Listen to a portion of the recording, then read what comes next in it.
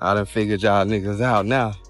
Everybody hop online talking about Johnny, Emmett, and all these different jeweler names. Jeweler don't know you niggas. Y'all niggas shopping in the middle of the mall, nigga. Getting them motherfuckers like that, nigga, and then gonna lie on your rap song. Johnny don't know you niggas, have no knowledge of you niggas. We setting the bar standard in the state of Texas so high that it cannot be beaten. Welcome to Texas. Ooh, she got good deals. Yeah, I said, this is a costume, it's not real. What? It's not real. What do you mean? Yeah, Cuban's not real. It's not gold and the diamonds are not diamonds. So see. Wait, can you show them? Yeah. Tells you if it's made of gold, copper, silver, anything, right? All right. So look, I'm gonna show you the difference. See how it's on that line? Yeah. Within that circle? Yeah. You press start, 10 karat gold, right? Yeah. See how it's saying 10 karat gold? Yeah. All right, look at this. No. It probably wasn't working. I like that. Nah. What the f? Man. Nah, I wouldn't do that. Look, Come on. I'm not saying you would do it. No, I'm saying you trusted someone and purchased something that you I thought paid was. $120,000 for that. No, you didn't. Bro, call Don't And I got a custom made piece. Did you test all your They jewelry? tested it in front of me. It's 0.00. Oh, It's they 96.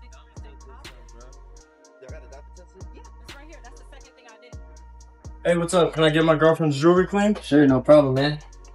We got a Mariner. Cuban chain.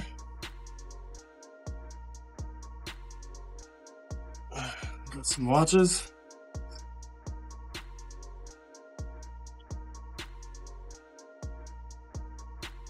Pendants. Alright, I think that's it. Oh, wait. There's one more Cuban. There's something about this story that doesn't sit right. At first, it looked like just another flashy jewelry brand doing business with rappers. Chains, watches, diamonds everywhere, the usual. But then, the headlines started stacking up. Feds showing up, lawsuits flying, millions in jewelry disappearing overnight. And suddenly, people weren't just looking at the diamonds anymore. They were asking what's really behind them. Because what's happening around Icebox diamonds and watches isn't just rumors, it's a pattern. And once you see it, you can't unseen it.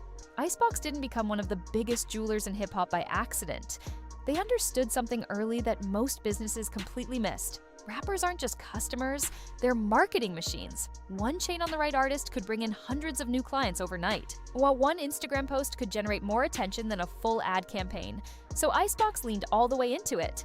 They got artists in the store, iced them out, filmed everything, and blasted it online. The formula was simple, and it worked. Before long, names like Drake, Migos, and 21 Savage were all connected to the brand. And just like that, Icebox wasn't just a jewelry store, it became a status symbol. But the same system that made them famous may have quietly built the foundation for everything that went wrong. Behind the scenes, the business wasn't as simple as buy and sell. It was more strategic than that. Instead of forcing artists to pay up front, Icebox often let them walk out with expensive pieces without paying everything immediately. Sounds like a win, right? You get the look, you get the image, you get the attention. But here's the part nobody talks about. Those deals didn't just come with a price tag, they came with expectations. You wear the jewelry, you show it off, you promote it. You become part of the brand whether you realize it or not. And when the payments stop, that's when things start getting messy. Because suddenly that friendly relationship turns into contracts, pressure, and sometimes some legal action. And that's exactly what happened next. The situation with Young Thug changed everything. At one point, he was one of Icebox's biggest clients. Always in the store, always wearing their pieces, always part of the image. But behind the scenes, things were building up. According to Icebox, Thug had taken around $200,000 worth of jewelry and only paid part of it back. So they did what businesses do. They sued him. But not just for what was owed, they filed a lawsuit for $350,000. And that's when the story flipped, because Thug didn't just fight back. He made accusations that shook the entire situation. He claimed Icebox had pushed jewelry onto him, built a relationship, used him for promotion, and then turned around demanding inflated amounts. In simple terms, he was saying the whole thing felt like a setup. Now think about that. One of the biggest artists in the world accusing a major jeweler of manipulation. That's not just drama, that's a warning. But somehow, it still wasn't the craziest part. Because before the legal battle even settled, something else happened. During a video shoot involving Young Thug and Lil Baby, jewelry reportedly went missing. Not a small amount either. We're talking serious money. And once again, my fingers started pointing. Icebox blamed Thug, which only made everything worse. Now it wasn't just about money owed, it was about trust completely breaking down. And once that happens in a business built on image, things escalate fast. But nobody expected what came next, because in 2019, this situation turned into something straight out of a movie. Armed individuals followed an Icebox manager home, forced their way inside, and held him and his wife hostage. They weren't there for random valuables. They wanted access, keys, codes, safes, and once they got it, they went straight to the store. For hours, they cleaned it out. Chains, watches, diamonds, cash. By the time it was over, somewhere between $5 million and $10 million worth of jewelry was gone. Just like that. And here's where it gets strange. Well, only a small portion of that was ever recovered. The rest? Gone. No clear answers. No full explanation. And naturally, people started asking questions. Because when that much money disappears, there's always more to the story. At this point, the focus shifted beyond just Icebox, because the deeper people looked, the more they realized this wasn't just one store, it was the entire industry. Artists started speaking out. Lil Durk publicly warned others to be careful with jewelry purchases. Not casually, seriously, saying people don't really know what they're buying. And then came the internet investigators. Accounts dedicated to exposing fake or overpriced jewelry started gaining traction. One situation involving Lil Baby and a high-end watch went viral, with claims that the piece wasn't what it was supposed to be. And whether fully true or not, it didn't matter anymore, because the trust was already cracking. And once people start questioning value, the whole system starts shaking. At the core of all of this is one uncomfortable truth. Most artists aren't experts in jewelry.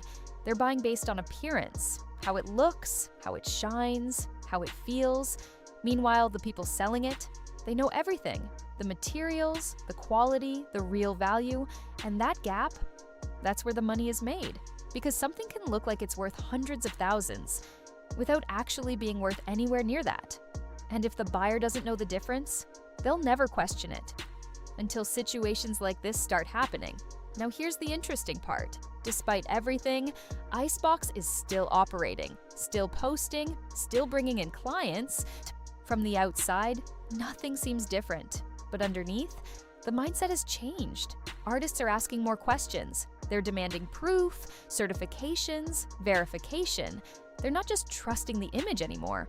And that shift, that's dangerous for an industry built on perception, because once people start looking deeper, they start noticing details that don't quite add up. Small things at first. A story here, a rumor there, a clip that resurfaces at the wrong time. Then those small pieces start connecting. And suddenly, it doesn't feel like isolated moments anymore. It starts feeling like a pattern. And once you see those patterns, it's hard to ignore them.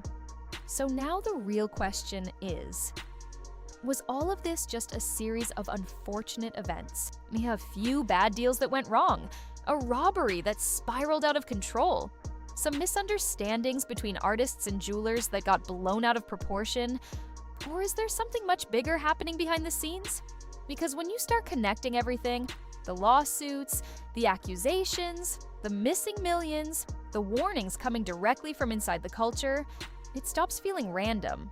It starts to look structured. Almost too consistent to be coincidence, like a system that's been running quietly for years, working in the background while everyone focused on the image, the luxury, and the fame, and now finally getting exposed piece by piece. And the truth is, we're probably only seeing a small fraction of what actually happened. Because stories like this don't just appear out of nowhere, they build slowly, layer by layer, on over time, hidden behind success, behind reputation, behind carefully controlled public images. And now that people are paying attention, the silence is breaking. More voices are starting to speak up. More situations are coming to light. More receipts are being questioned instead of accepted. And that shift could mean one thing.